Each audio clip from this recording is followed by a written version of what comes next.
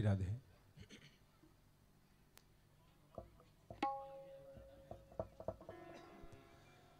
और लोगों ने देखा हिरण्यकशिपु की समस्त शक्तियां एक क्षण में शून्य हो गई। भगवान से ज्यादा इस दुनिया में कुछ नहीं होता। कितने भी शक्तिशाली हो, बलवान हो, धनवान हो, ऐश्वर्यवान हो, लेकिन भगवान का जब कहर टूटता है तो सब एक क्षण में नष्ट हो जाता है। हिरण्यकशिपु धराशायी हो गए, पेट को चीरा, खून के फव्वारे छूटे। भगवान ने विकराल दृश्य उपस्थित किया। हिरण्यकशिपु की अंतड़ियों को ऐसे उठाया, अपने गले में डाल लिया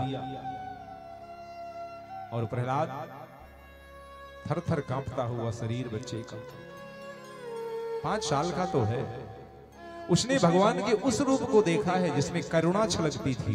इस रूप का तो कभी कल्पना भी नहीं किया है। उसको लगा मेरी कौन होगा ये जो मेरे पिता को तहस नहस कर रहा है। कोने में खड़े दुबके, हाथ जोड़े, आंख मूंदे, शांत खड़े हैं, शरीर कांप रहा है। ब्रह्मादिक देवता दौड़ करके आए, भगवान के उस रूप को जैसे ही देखा तो हिम्मत नहीं पड़ी, कैसे जाए सामने। और तो ब्रह्मा जी को लगा प्रहलाद को अगर सामने कर ले तो भगवान का क्रोध शांत हो जाए, और उन्होंने यही किया। प्रहलाद को आगे कर लिया उन्होंने, और आगे करके चल पुत्र, तेरे भगवान के पास लेके चलता।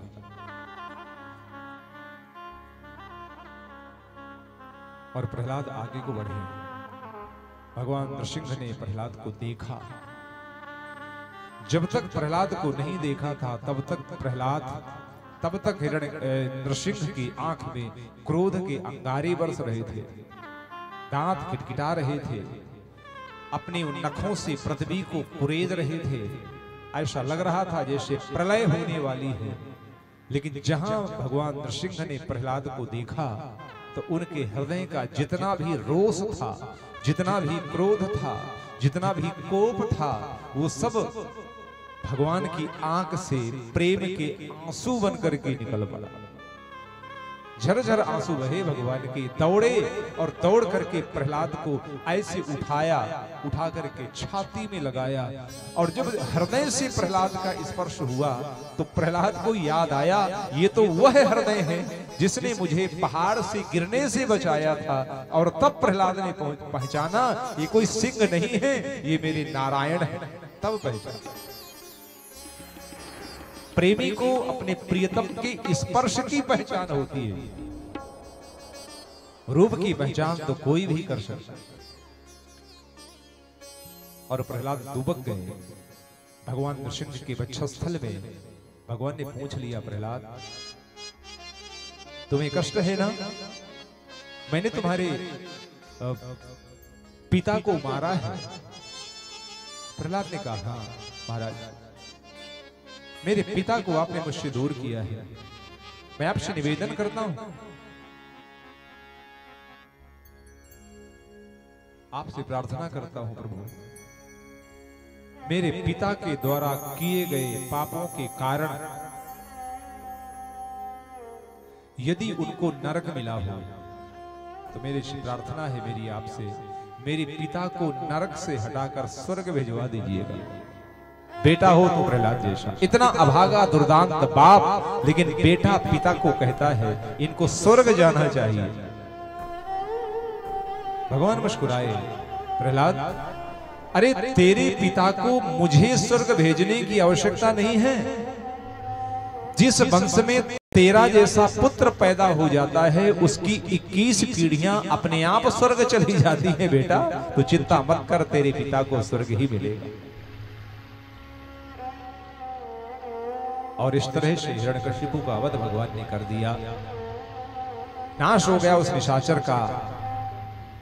लोगों ने कहा मार दिया भगवान ने हिरण्यकशिपु को, लेकिन भक्त तो कहते हैं भगवान नृसिंह ने हिरण्यकशिपु को मार नहीं दिया, बल्कि भगवान ने तो हिरण्यकशिपु को तार दिया, उसकी मुक्ति कर दी।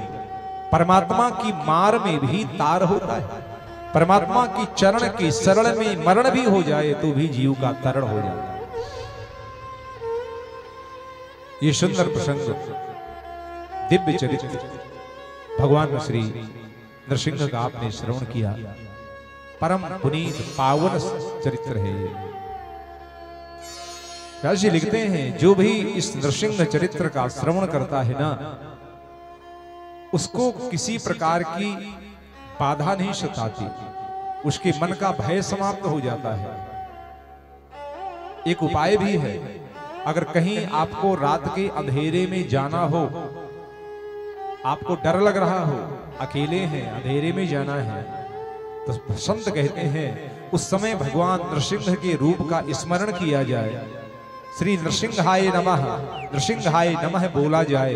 किसी प्रकार की बाधा उसको सताती नहीं है, वो हमेशा बाधाओं से बचा रहता है। ऐसा है पावन प्रसंग। कल के लिए सूचना, कल भगवान श्री कृष्ण चंद्र का जन्म है। भगवान कल यहां पर प्रकट होंगे। कहां? शाल्हे कला में नहीं, गोकुल वृंदावन में जी।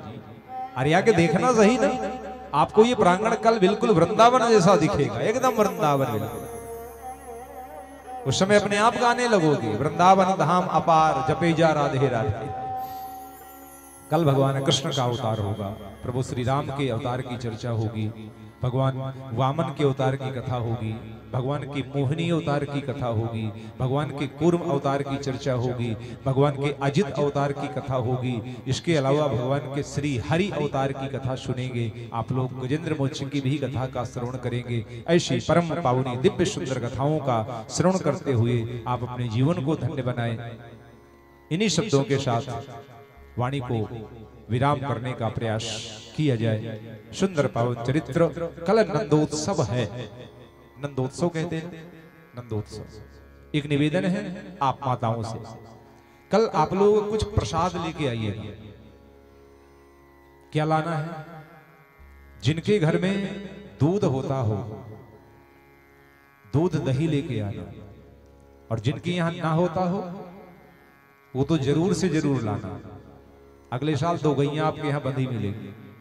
अपने लिए नहीं मंगा रहा, चिंता मत करना, वो तो बाद में तेरा तुझको अर्पण हो। भगवान कृष्ण को दूध दही बड़ा प्यारा है ना, तो आप लोग लाइएगा, उसका प्रसाद बनेगा, उसका पंचामृत बनेगा। इसके बाद वही तुलसी दल डाल करके भोग बनाकर आपको स्वयं अर्पित कर दिया जाएगा।